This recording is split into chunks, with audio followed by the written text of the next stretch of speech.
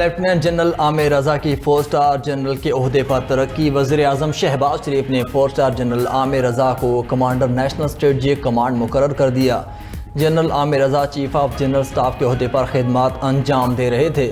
وزیر اعظم شہباز شریف کے جنرل عامر رضا کو ترقی اور نئی ذمہ داری سنبھالنے پر مبارکباد۔ جنرل عامر رضا کے لیے نئی ذمہ داریاں ملنے پر نیک خواہشات کا اظہار کیا۔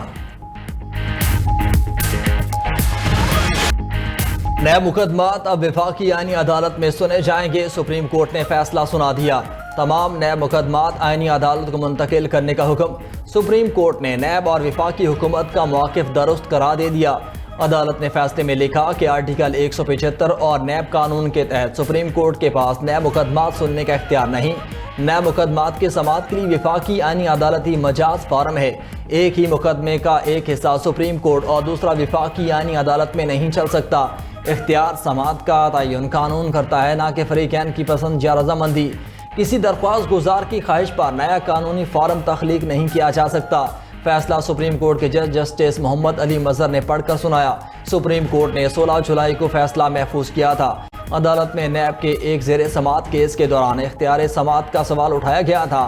نیب قانون میں 5 مارچ 2026 کو ترمیم کی گئی تھی۔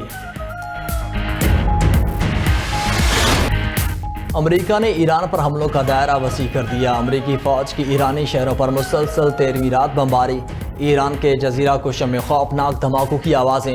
لاہور، سوزا، اہواز، بندر عباس، خنداب اور جاسک پر حملے۔ خرم آباد، رب شہر کو، انارک، مروجرد کے علاقوں پر بھی میزائل برسا دیے۔ امریکی سینٹرل کمانڈ کا کہنا ہے کہ حملوں میں ایرانی فوجی کمانڈ مراکز، ڈرون تنصیبات اور مواصلاتی نیٹ ورک کو نشانہ بنایا۔ آبنائے ہرمز بدستور کھلا ہے۔ تجارتی جہازوں کی آمد رفت جاری ہے۔ حملوں کا مقصد آبنائے ہرمز میں جہاز رانی کے خطرات کم کرنا ہے۔ برطانوی اخبار ٹیلی گراف کے مطابق امریکی بمبار طیارے B-1 نے برطانیہ کے ہوائی اڈے سے پرواز بھری۔ نیوز ایجنسی کے مطابق امریکی فضائیہ کے F-16 لڑاکا طیارے حملوں کے لیے مشرق وسطیٰ کے فوجی اڈوں سے آتے ہیں۔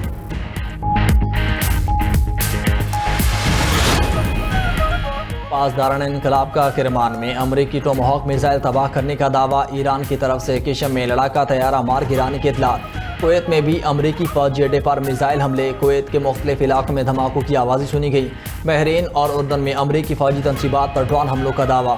طیاروں کے ہینگرز ایندھن کے ذخائر کو نشانہ بنایا۔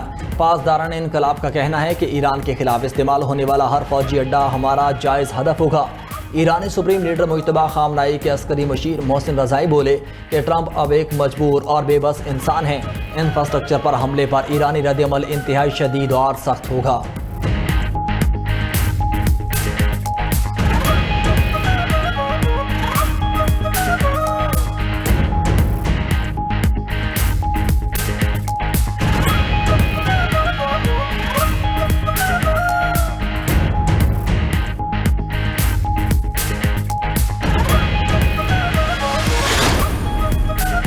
امریکی صدر کی ایران پر مزید تباہ کن حملوں کی دھمکی۔ بڑے پیمانے پر فوجی کارروائیاں دوبارہ شروع کرنے پر غور شروع کر دیا۔ واشنگٹن میں تقریب سے خطاب میں ٹرمپ نے کہا ابھی ایران کو زیادہ تکلیف نہیں پہنچی ہے۔ ایران پر نیا حملہ پہلے سے زیادہ بڑا ہو سکتا ہے۔ ایرانی قیادت مذاکرات چاہتی ہے لیکن ابھی معاہدے کو تیار نہیں۔ حوثی باغی ایران کے اعلی کار ہیں۔ دوبارہ حملے ہوئے تو ذمہ داری تہران پر ہوگی۔ ایران اور حوثیوں دونوں کو سخت سزا ملے گی۔ سوشل میڈیا ٹروتھ پر بیان میں کہا کہ تجارتی جہازوں کے نقصان کا اضافہ ایران کے منجمد اثاثوں سے کیا جائے گا۔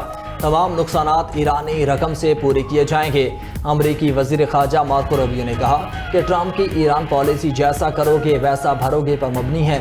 ایران دعوے بہت کرتا ہے مگر مشکلات کا شکار ہے۔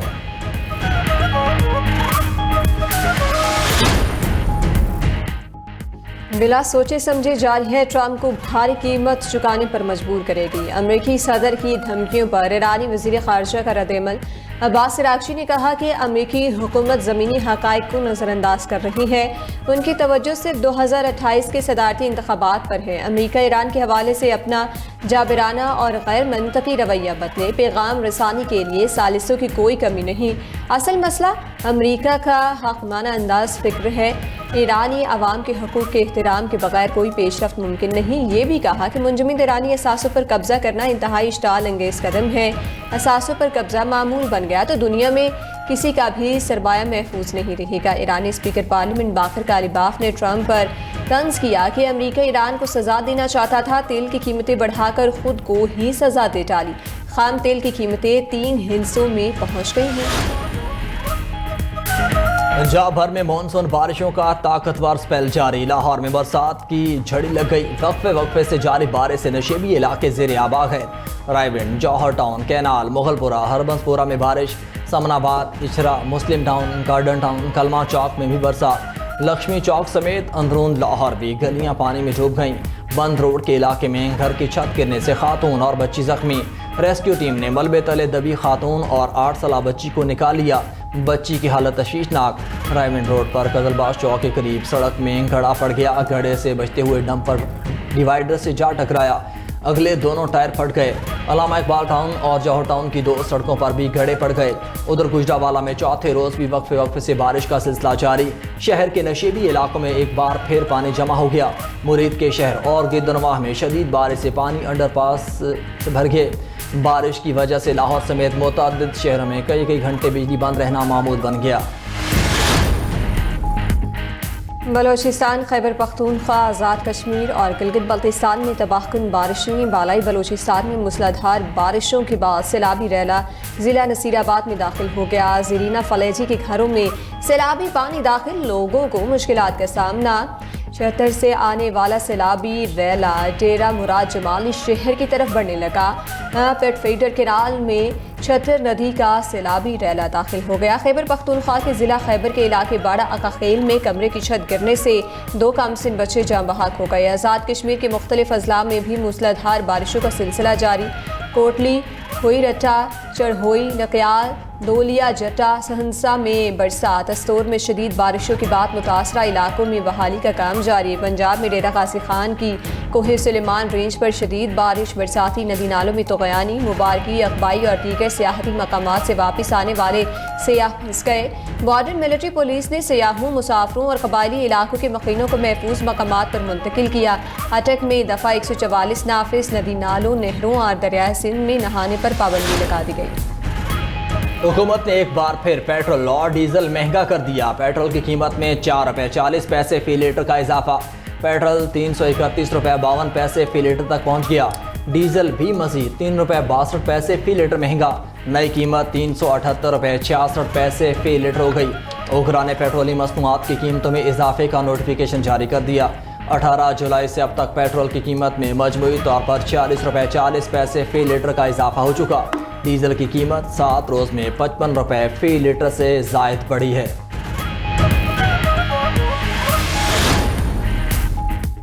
آبنائے ہرمز کی بندش اور بحیرہ احمر میں آئل ٹینکرز پر حملوں نے عالمی تیل مارکیٹ کو ہلا کر رکھ دیا۔ برطانوی خام تیل ایک بار پھر 100 کے ہندسے کو عبور کر گیا۔ برنٹ کروڈ کی $101 فی بیرل میں فروخت جاری، امریکی خام تیل $92 فی بیرل کی سطح پر جا پہنچا۔ متحدہ عرب امارات کے مربن آئل میں $17 کا بڑا اضافہ، مربن آئل $160 فی بیرل کی سطح پر چلا گیا۔ مشرق وسطی میں کشیدہ صورتحال سے رواں ماہ خام تیل کی قیمتوں میں اب تک 30% سے زائد اضافہ ہو چکا ہے۔ صدر مملکت آصف علی زرداری سے بلوچستان کے صوبائی وزراء کی کراچی میں ملاقات، بلوچستان میں امن و امان، ترقیاتی منصوبوں اور صوبے کی مجموعی صورتحال پر تبادلہ خیال کیا گیا۔ صدر مملکت کی بلوچستان میں ترقی کے عمل کو مزید تیز کرنے کی ہدایت، کہا کہ بلوچستان کی ترقی حکومت کی اولین ترجیحات میں شامل ہے، بلوچی عوام کی فلاح و بہبود کے لیے تمام ادارے مل کر کام کریں۔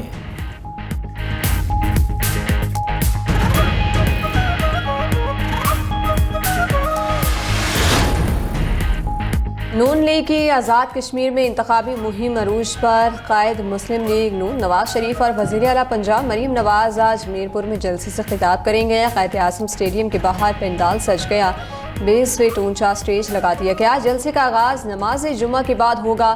ضلع بھر سے نون لیگی امیدوار کارکنوں کو لے کر جلسہ گاہ پہنچیں گے۔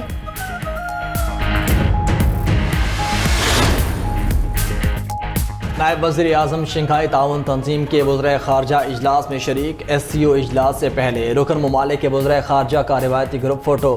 کرغزستان میں SCO وزرائے خارجہ کونسل کا اجلاس آج ہو رہا ہے۔ SCO اجلاس میں علاقائی تعاون اور اہم عالمی امور پر تبادلہ خیال متوقع۔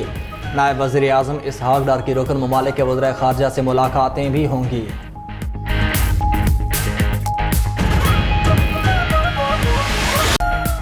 وزیر اعلیٰ سندھ کی شاہد حیات پولیس ٹریننگ کالج سعید آباد آمد۔ وزیر اعلیٰ مراد علی شاہ نے پاسنگ آؤٹ پریڈ کا معائنہ کیا۔ پولیس کے چاق و چوبند دستے کی وزیر اعلیٰ کو سلام۔ مراد علی شاہ نے نمایاں کارکردگی دکھانے والے ریکروٹس میں انعامات اور اعزازی شیلڈز تقسیم کی۔ تقریب سے خطاب میں کہا کہ پولیس فورس کو جدید خطوط پر استوار کرنے کے لیے پرعزم ہے۔ جدید تربیت یافتہ پولیس فورس امن و امان کے قیام میں کلیدی کردار ادا کرے گی۔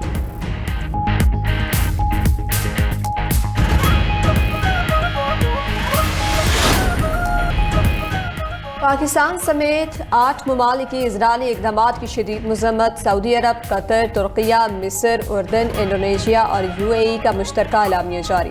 مسجد اقصی میں اسرائیلی عبادتگاروں کی مسلسل دھاوے ناقابل قبول قرار۔ مشترکہ بیان میں کہا کہ مسجد اقصی کے احاطے میں اسرائیلی پرچم لہرانے کی شدید مذمت کرتے ہیں۔ اسرائیلی وزراء کی سرپرستی میں ایسے اقدامات عالمی قانون کی خلاف ورزی ہیں۔ اسرائیلی اقدامات سے نفرت اور انتہا پسندی کو فروغ مل رہا ہے۔ اسرائیل جان بوجھ کر دو ریاستی حل کی کوشش کو نقصان پہنچا رہا ہے۔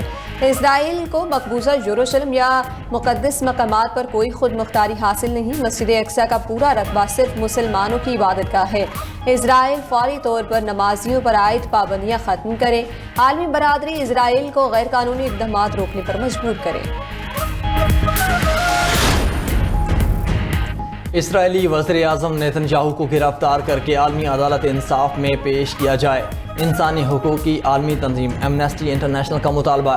بیان میں کہا کہ امریکی حکام انسانی حقوق کی پاسداری کریں اور قانون کی بالادستی کا احترام کریں۔ Mayor new York Dhahran Mamdani کے نیتن یاہو کو گرفتار کرنے کے بیان کی حمایت بھی کر دی۔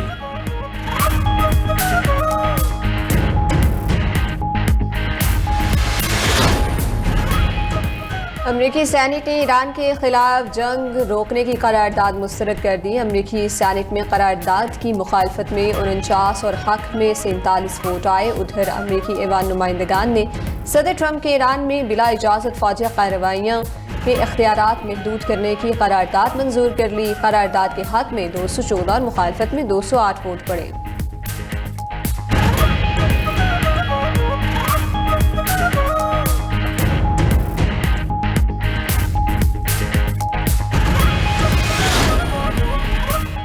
امریکی سپریم کورٹ نے عالمی ٹیرف پر فیصلے کے بعد ٹرمپ کا نیا حربہ امریکی صدر کا 80 ممالک پر 12% تک ٹیرف لگانے کا اعلان۔ امریکی میڈیا کے مطابق نئے ٹیرف موجودہ 10% عالمی ٹیرف کی جگہ لے لیں۔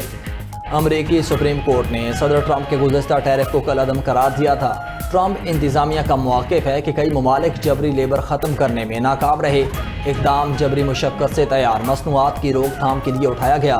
امریکی معیشت کو غیر منصفانہ تجارتی سرگرمیوں سے تحفظ فراہم کرنا بھی پالیسی کا حصہ ہے۔